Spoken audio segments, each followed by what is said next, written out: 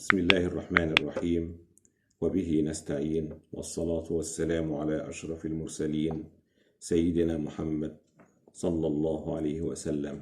وبعد، الله نسأل أن يرفع عنا ما نحن فيه من بلاء ومحن.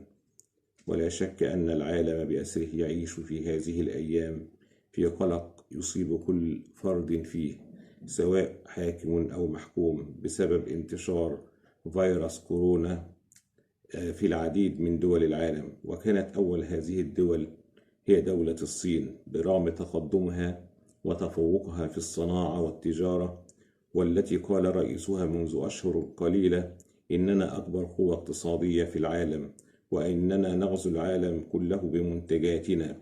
ولكن نجد أنه مع ظهور هذا الفيروس اضطرب اقتصادها، وأصبح في شبه معزل عن العالم.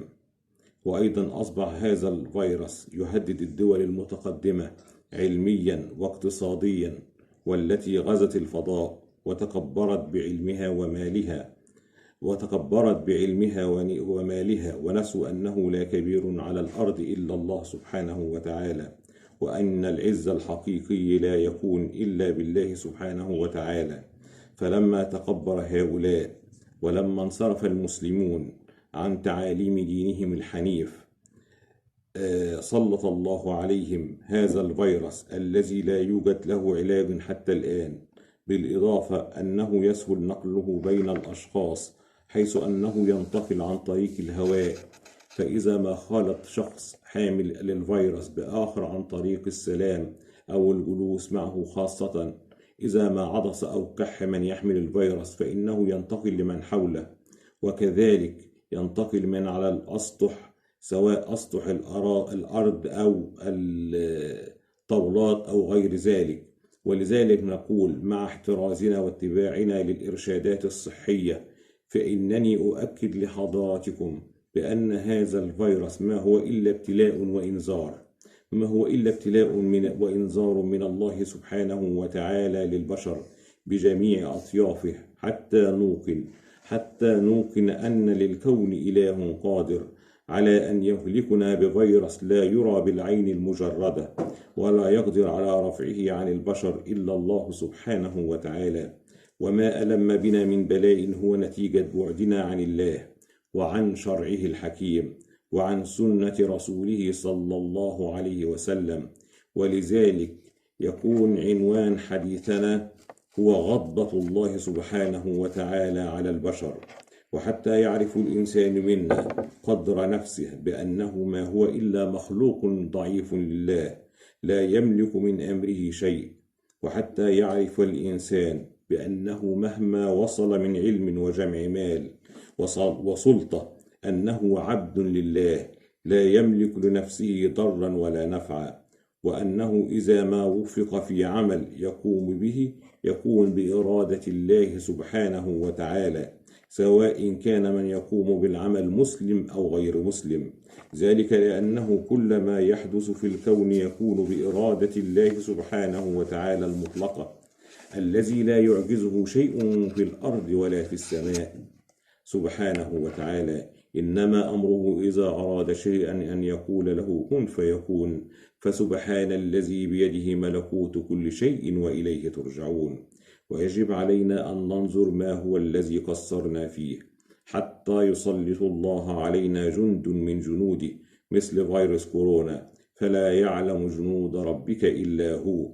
فهذا الفيروس ما أراه إلا نذير للبشر، حتى يرجعوا إلى الله سبحانه وتعالى ويحلوا حلاله ويحرموا حرامه، لأن الله ما أمرنا إلا بالطيبات وما نهانا إلا عن الخبائث. ذلك لأننا لو رجعنا إلى الله وامتنع كل منا عن أي مخالفة يعملها تقربا إلى الله، فسوف يكشف الله عنا بإذن الله ما نحن فيه. ويحضرني في هذا المقام الحديث الشريف للنبي صلى الله عليه وسلم، فعن عبد الله بن عمر رضي الله عنهما أنه قال: أقبل علينا رسول الله صلى الله عليه وسلم فقال: يا معشر المهاجرين 5 إذا ابتليتم بهن وأعوذ بالله أن تدركوهن. لم تظهر الفاحشة في قوم قط حتى يعلنوا بها إلا فشى فيهم الطاعون والأوجاع التي لم تكن في أسلافهم الذين مضوا، ولم ينقصوا المكيال والميزان إلا أخذوا بالسنين وشدة المؤنة وجور السلطان، ولم يمنعوا زكاة أموالهم إلا منعوا القطر من السماء، ولولا البهائم لم يمطروا، ولم ينقضوا عهد الله وعهد رسوله إلا سلط الله عليهم عدوا من غيرهم فأخذوا ما في أيديهم، وما لم تحكم أئمتهم بكتاب الله ويتخيروا مما أنزل الله إلا جعل الله بأسهم بينهم. صدقت سيدي يا رسول الله، صدقت وبررت يا سيدي يا رسول الله. فكل ما جاء في هذا الحديث الشريف يمثل واقعنا في عصرنا الذي نعيش فيه، بالرغم من أن الرسول حذرنا منه منذ 1400 عام. وبالنظر في مجتمعاتنا المسلمة نجد أن الفاحشة ظهرت وانتشرت، ومن يفعلها يجاهر بها ولا يستحي من الله ولا يستحي حتى من الناس. فالرجل يبيت يعصي الله ويستره الله، عساه أن يتوب، ولكنه يصبح يفضح نفسه ويتباهى بالمعصية التي فعلها، اعتقادا منه أن مثل هذه الأفعال تميزه عن غيره من الناس، وهو لا يعرف أنها تجعله يهوي بذنبه في نار جهنم، أعاذنا الله وإياكم من ذلك. كما نجد أيضا أطياف في المجتمع المسلم ولا داعي لذكرهم يظهروا على الشاشات وعلى وسائل التواصل الاجتماعي يجهروا بالفاحشة والمعصية، والعجيب أن البعض من شبابنا وبناتنا وكذلك رجالنا ونسائنا يتابعون ويشاهدون ويشجعون هذه الفرقة المنحرفة، هذه القلة المنحرفة عن جادة الطريق. ولذلك على العالم الإسلامي أن يعرف لماذا يسلط الله علينا مثل هذه الأمراض التي ليس لها علاج معروف، لأنها جاءت نتيجة لذنوبنا، كما جاء في الحديث الشريف أن الأمراض تتفشى عندما نجاهر بالمعاصي والفواحش. وفي ظل هذا البعد عن منهج الله ورسوله نبتلى بالأمراض والجفاف، ويسلط الله علينا عدوا يأخذ منا ما نملكه، لأننا ببعدنا عن منهج الله سبحانه وتعالى نكون مستضعفين. ولا يقتصر الأمر على ذلك، ولكن أيضا يكون البأس بيننا شديد. يوجد ما بين الدول العربية والدول الإسلامية كثيرا من الخلافات، والواقع خير دليل على ذلك. ومن ثم علينا بالرجوع إلى الله، لأن الله سبحانه وتعالى مطلع علينا. ولا تحسبن الله غافلا عما يعمل الظالمون، إنما يؤخرهم ليوم تشخص فيه الأبصار. وعلينا جميعا أن نتدبر قوله تعالى: وإذا أردنا أن نهلك قرية أمرنا مترفيها ففسقوا فيها فحق عليها القول فدمرناها تدميرا. ومن ثم علينا أن نعي جيدا أن النجاة في الدنيا والآخرة في طاعة الله، فلا نتبع خطوات الشيطان ولا نتبع أنفسنا إذا ما أمرتنا بالسوء. ولنعلم جيدا بأنه لا ملجأ من الله إلا إليه.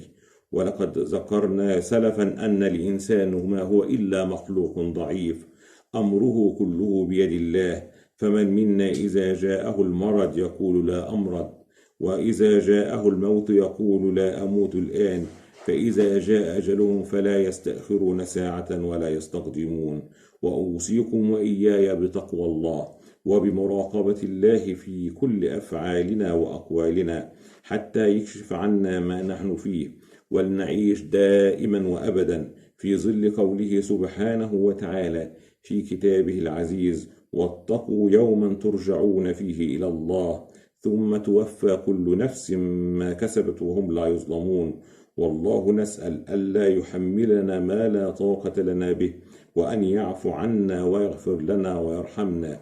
ولنختم حديثنا بالدعاء، فنصلي على رسول الله صلى الله عليه وسلم ونقول: اللهم صل وسلم وبارك على سيدنا محمد في الأولين، وصل وسلم وبارك على سيدنا محمد في الآخرين، وصل وسلم وبارك على سيدنا محمد في كل وقت وحين. اللهم اهدنا فيمن هديت، وتولنا فيمن توليت، وعافنا فيمن عافيت، واصرف عنا شر ما قضيت، إنك سبحانك تقضي بالحق ولا يقضى. ربنا وتعاليت، فلك الحمد على ما أنعمت به علينا وأوليت. نستغفرك ربنا ونتوب إليك، نستغفرك ربنا ونتوب إليك.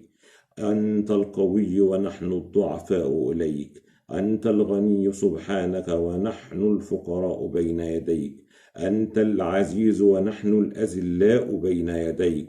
اللهم إنا نعوذ بك من درك الشقاء، وجهد البلاء، وعضال الداء، وخيبة الرجاء، والسلب بعد العطاء. اللهم إنا نعوذ بك من البرص والجذام والجنون وسيء الأسقام يا أرحم الراحمين يا رب.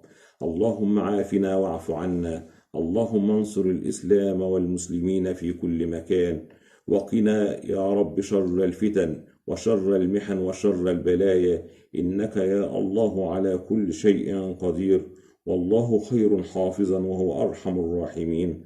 والسلام عليكم ورحمة الله وبركاته.